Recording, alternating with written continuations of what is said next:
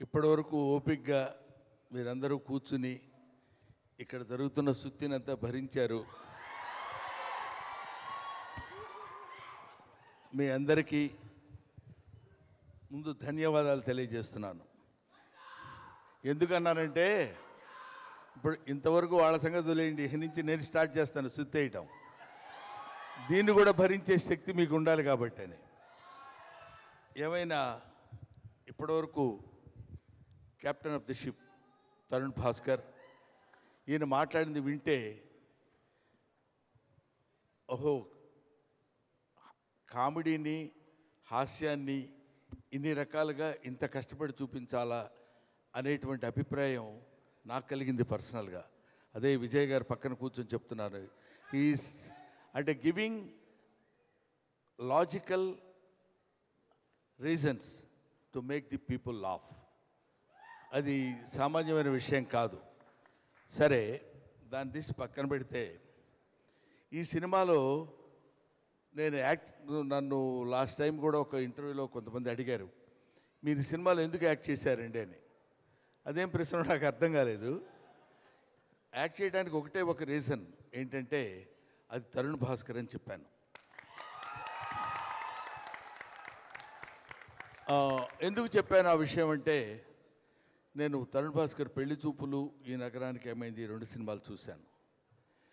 ఇలాంటి కుర్రాళ్ళు డైరెక్టర్ల దగ్గర మనం కూడా చేస్తే బాగుంటుంది అన్న ఫీలింగ్ లోపల ఉంది. కానీ ఈగో, ఏమంటే ఒక వేషం ఉంటే ఇవ్వండి సార్ అని వాళ్ళ దగ్గరికి వెళ్ళి అడగలేము. వాళ్ళు వచ్చి అడిగితే బాగుండనే కోరిక ఉంటుంది లోపల. వాళ్ళేంటి, బ్రహ్మానందం గారు అంటే పెద్ద ఇది అది, ఆయన దగ్గరికి మనం వెళ్ళి అడిగితే ఒప్పుకుంటాడో లేదో అని వాళ్ళు కొంచెం దూరంగా ఉండటం కూడా జరుగుతుంది. Anyway, by the grace of God ఈయన వచ్చి మీరు నా సినిమాలో యాక్ట్ చేయాలండి అని అడిగినప్పుడు I felt maximum happy. My happiness news no bounds. అలాగా ఈ సినిమాలో నేను యాక్ట్ చేయడానికి ఒప్పుకున్నాను. ఆ తర్వాత ఈ సినిమా యాక్ట్ చేస్తున్నంతసేపు నేను ఫీల్ అయింది ఏంటంటే, చాలా సినిమాలు by the grace of God చాలా సినిమాలు చేశాను. చాలా సినిమాలు చేయటం కంటే నాకు ఈ టీమ్ ఆఫ్ ది ఫిలిం, ఈ team of the film makers, వీళ్ళ ఫ్రెండ్స్, వీళ్ళు నన్ను ట్రీట్ చేసిన విధానం నాకు చాలా హార్ట్ టచింగ్గా అనిపించింది.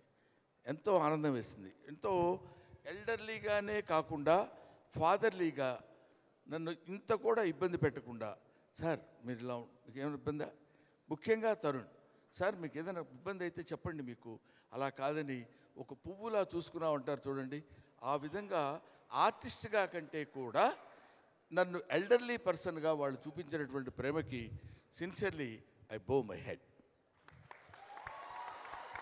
అది నేను చాలా సిన్సియర్గా చెప్తున్న విషయం.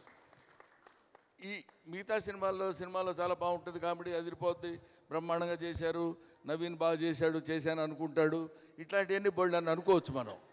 కానీ ఇక్కడ మెన్షన్ చేసి చెప్పవలసినటువంటి విషయం కాబట్టి నేను క్లియర్గా చేసి చెప్తున్నాను. ఇందాక మిస్టర్ రవీంద్ర, ఉపేంద్ర అనుకున్నాను కాదు, Ravindra, Raghuram and Raag Mayur and mister Chaitanya, if I'm right, చెప్పాలా నేను, అండ్ నవీన్. జీవన్ అని అతను అంటాడు, నవీన్ అని నేను అంటాను. ఏదో వన్ మాత్రం ఒకటి కామన్గా ఉంది కాబట్టి ఏదో అడ్జస్ట్ అయిపోతాం, పెద్ద ప్రాబ్లం కాదు. సో వీళ్ళందరితో కలిసి నేను కూడా ఒక చిన్న పిల్లాళ్ళ యాక్ట్ చేసేటువంటి అవకాశం నాకు కలిగింది. నిజంగా సిన్సియర్గా చెప్తున్నాను. అది నాకు వీళ్ళతో పాటు కలిసి చేస్తున్నప్పుడు నేను కూడా ఐఎమ్ ఆల్సో యంగ్ అన్న ఫీలింగ్ వచ్చింది. అది రావడం కోసమే నేను చేస్తున్నాను. కానీ ఇందాక ఈ చైతన్య మాత్రం చాలా దుర్మార్గంగా మాట్లాడాడు. తాతగారు నమస్కారం అన్నాడు. మరి తాతగారు, అట్లీస్ట్ బాబాయ్, అన్న, అది కూడా కాకుండా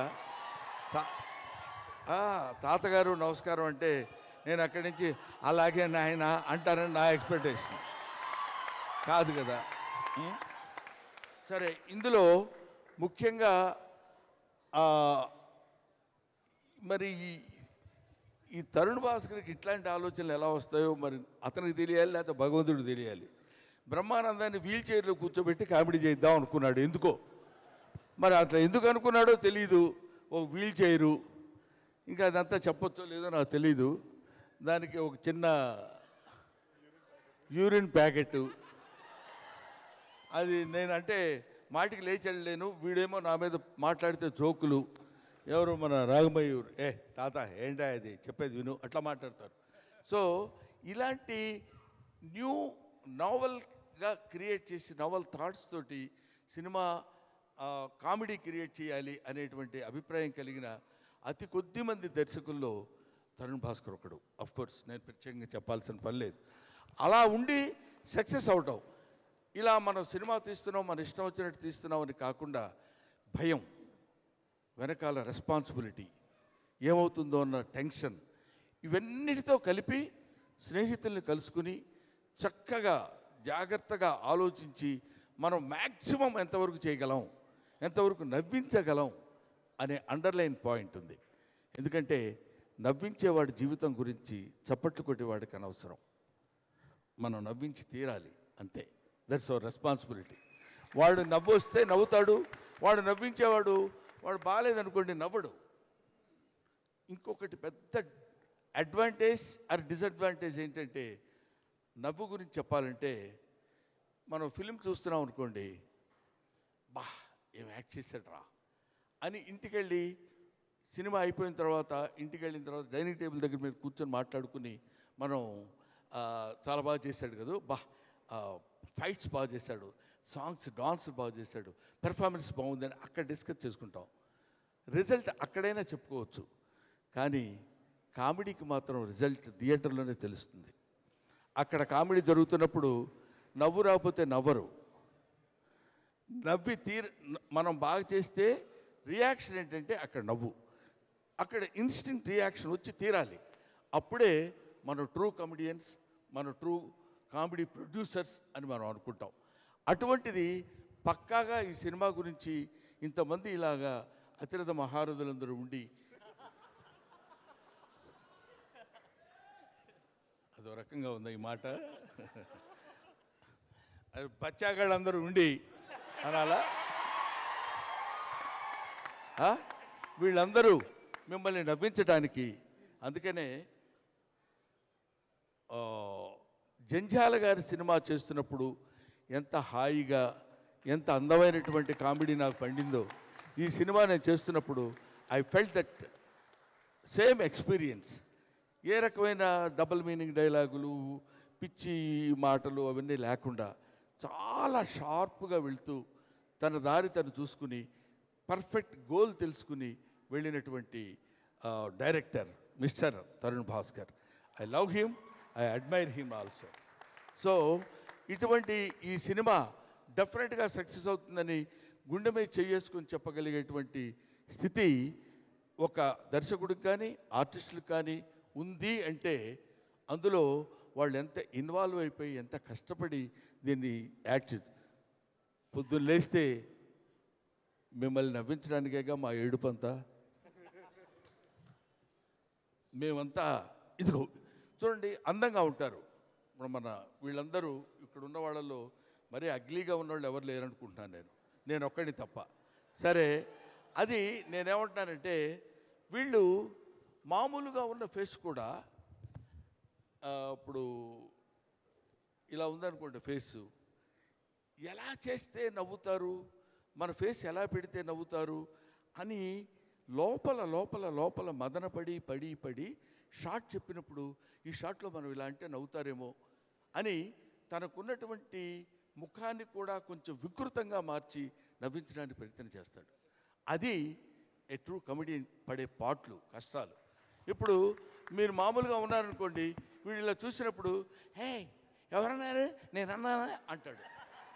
నేను అలా అనాల్సిన అవసరం లేదు, కానీ అలా అంటే నవ్వుతారేమో అని ఆ కమెడియన్ తీసుకునేటువంటి అతని ఆ లోపల మనసులో పడేటువంటి మదనకి ఎంత తపన పడతాడో, ఎంత మదన పడతాడో, దాన్ని తూకం వేస్తే ఇటుపక్క ఏ రాళ్ళు తూకవు. అంత కష్టపడేవాడు.